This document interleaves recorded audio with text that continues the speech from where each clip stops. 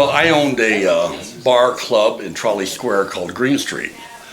And when I opened it, that first New Year's, I didn't have anybody to play that I could find because everybody was booked. And I got it because I loaned a friend of mine some money who completely screwed me over, and I ended up with a club. That's how I got in the bar business. So anyway, it was New Year's Eve, 2 weeks before, and I didn't have a band.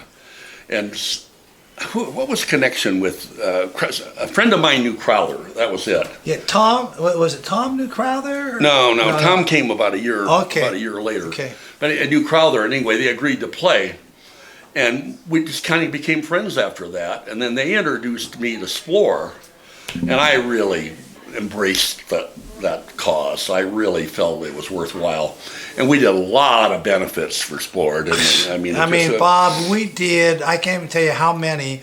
And what the deal was we would charge a cover charge. It could be $5 or $10. Bob gave the entire cover charge to Splore, and we would have people literally waiting at the door because we were too many people in the club for the fire marshal. Fire marshal would want to close us down. That's people would leave, other people would come in, and it started, in the club.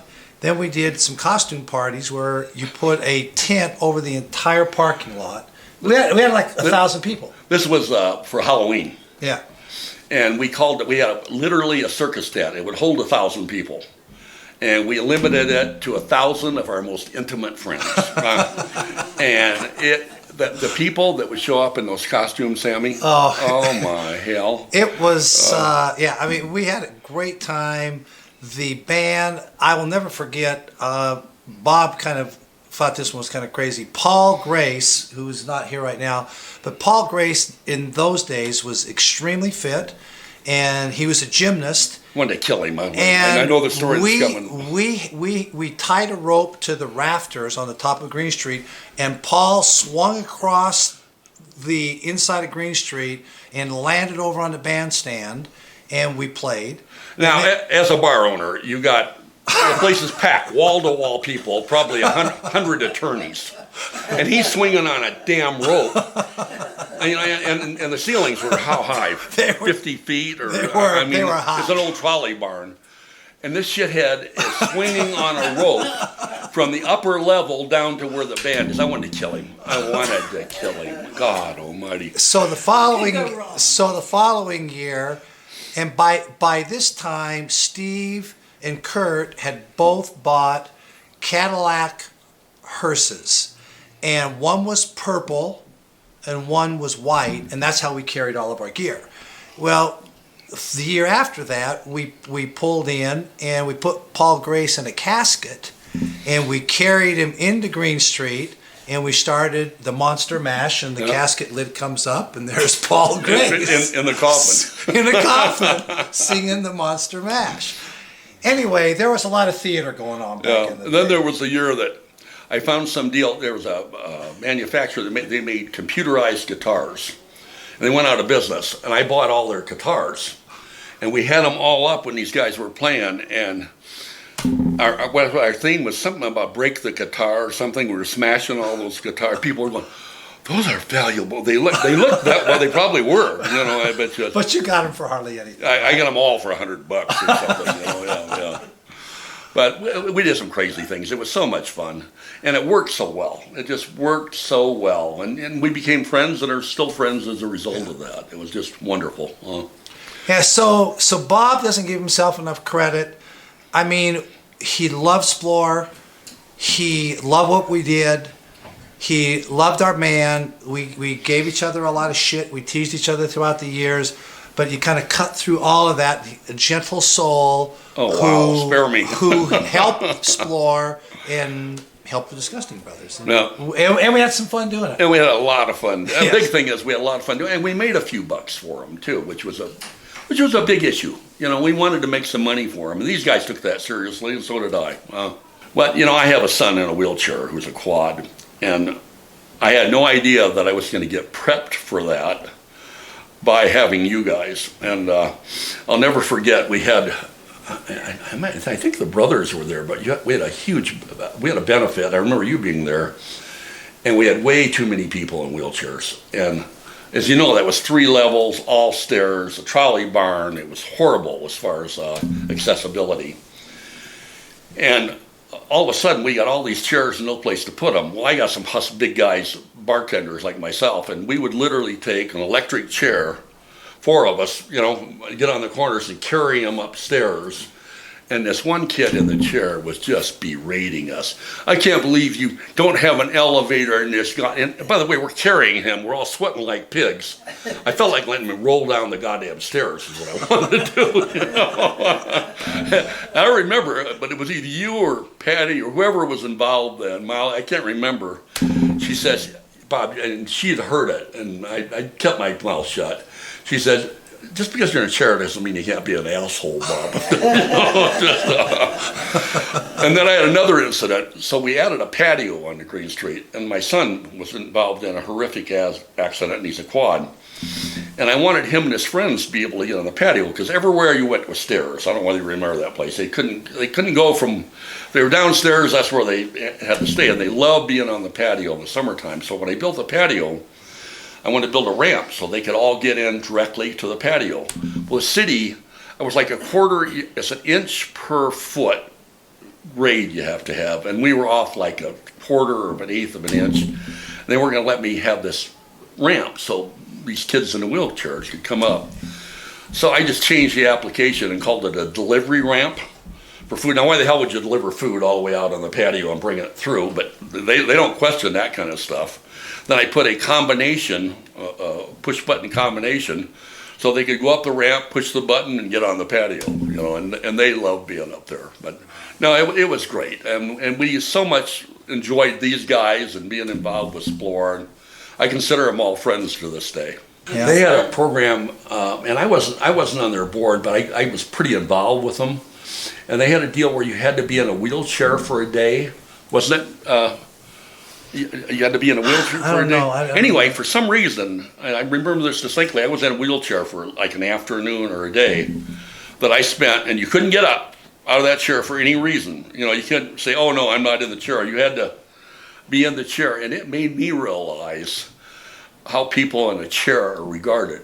People don't see you, they avert eye contact, and it's just that. I realized what my son went through when he was in a chair, because I'll go someplace with him. And he, by the way, he's articulate, graduated from the U with honors after he got hurt.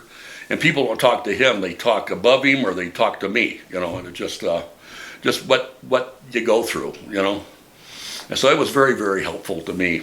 And who knows that I was going to end up dealing with that, Yeah. No, I love these guys, love the program, love Splore. And I'm just, it's a pretty cool deal that I had a little bit of involvement. That's how I feel about it. It was one of those things where it was like good for everybody. Everybody got something out of it. We all learned a lot. We all had fun doing it, and Splore continued. And it was because of the grassroots help that everybody did.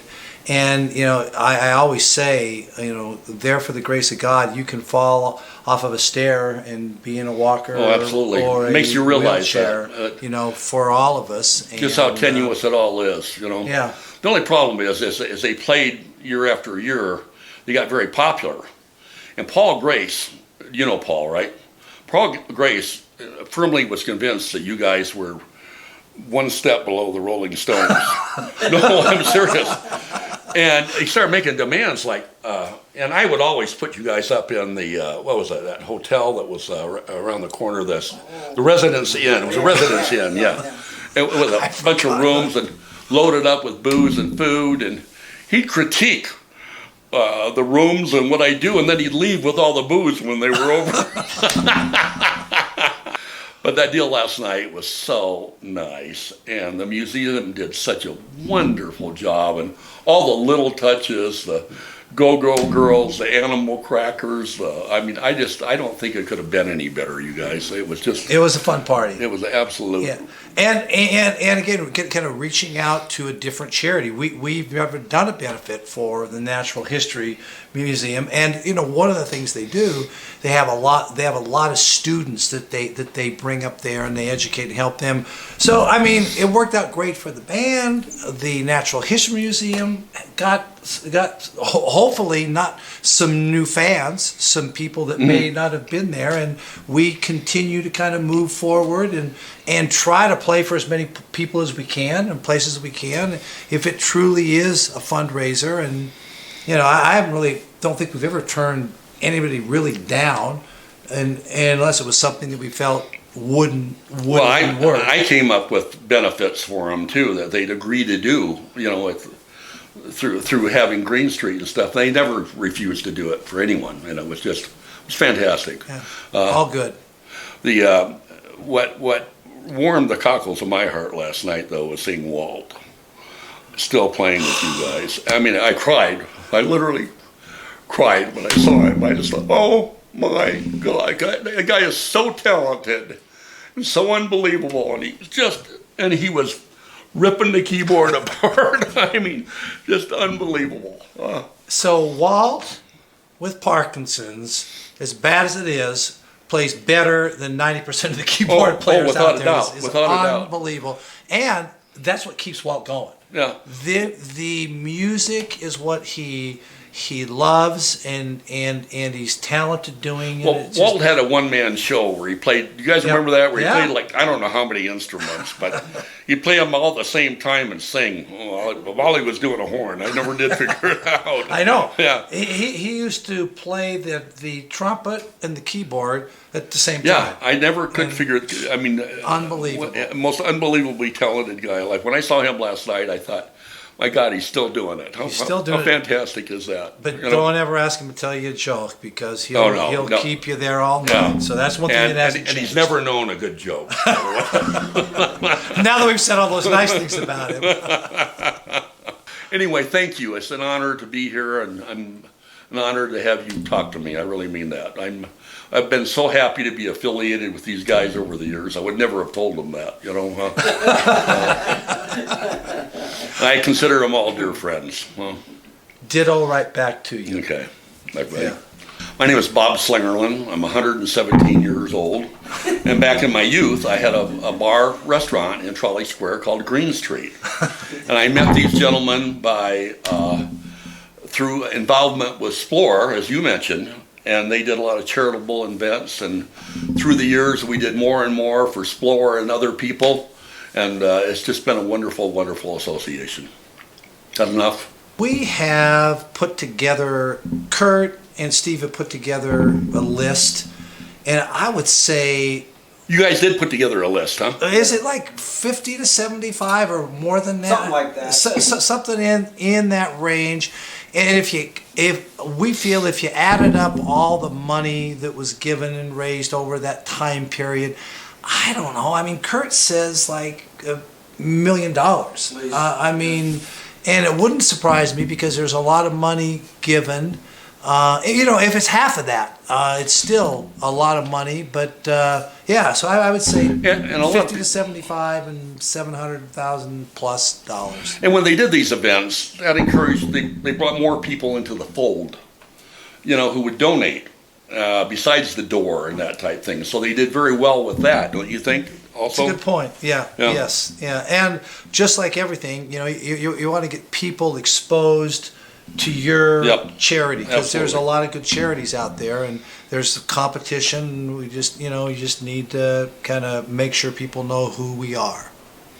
And a good friend of mine that I love you so much, the former coach for the U of U, Ron McBride, loves these guys, just absolutely love them. And he did a lot to bring in Yeah. people for that too. So see, it's all good. And then my partner who died 2 months ago, Tom Nosowski, he was the first coach for the Utah Jazz when they brought the Jazz to town. He just dearly loved all you guys. Tom was a great guy. Yeah, he's Yes, a wonderful yes. man, wonderful man. Good man. So I have nothing but wonderful, wonderful memories and stories involved with these guys. Other than, of course, Rufus Felsoni. Everybody knows what a dick he is. That I hope will be